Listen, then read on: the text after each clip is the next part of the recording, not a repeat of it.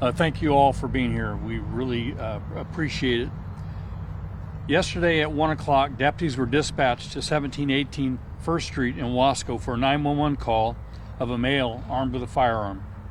And shooting and a loud verbal argument was heard by the reporting party. Multiple 911 calls were received with subjects screaming.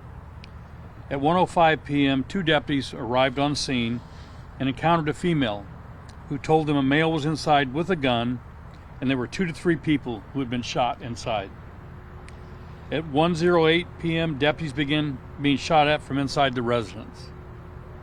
Deputies took cover and requested additional units, including the CHP, and began setting up a perimeter around the house. At 1:12 p.m., SWAT was requested and responded. At 2:53 p.m., SWAT approached the house to attempt to extricate the victims inside, believing that they might still be alive. As they approached the front door, the suspect began shooting at the deputies with a rifle. Deputy Philip Campos and Deputy Desander Guerrero were hit by the suspect's rounds, and 2 other deputies were wounded by shrapnel. SWAT team members pulled Deputy Campos to a safe location and rendered medical aid. Deputy Campos and Deputy Guerrero were then transported to a local hospital. The 2 other deputies that were struck by shrapnel remained at the scene and continued their SWAT duties. SWAT continued a standoff with the suspect. At points during the standoff, the suspect fired out of the house at the SWAT team. At 6:28 p.m., the suspect exited the house and began climbing on the roof of a residence.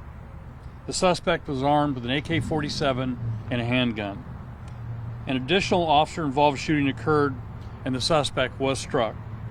The suspect was removed from the roof and provided medical aid, but was pronounced dead at the scene.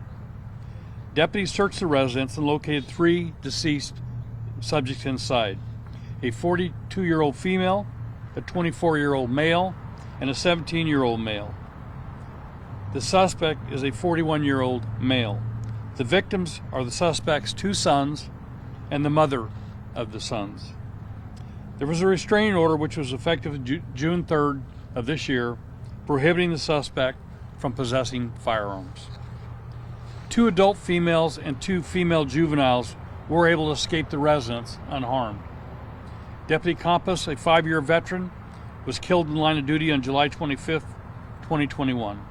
Deputy Campos joined the Sheriff's Office on February 20th, 2016, after serving our country as a United States Marine. Deputy Campos served as a sergeant in Afghanistan in 2008, Operation Enduring Freedom. Deputy Campos served the Sheriff's Office in our community as a patrol deputy, a SWAT team member, an Honor Guard member, and recruit training officer. Deputy Xander Guerrero, a 10-year veteran, date of hire July 30th, 2011. Deputy Guerrero was treated for gunshot wounds to the upper body and released from Kern Medical Center last night. With that, those are really the details that I have. This investigation is still fluid and still ongoing, and we're still trying to get answers to questions that I'm sure you're going to have. But I will answer any question that I might have. I have the Undersheriff and the 4 Bureau Chiefs standing behind me that also will be available for questions. Sheriff, what can you tell us about family and personal life? Well, I was there when the family was notified as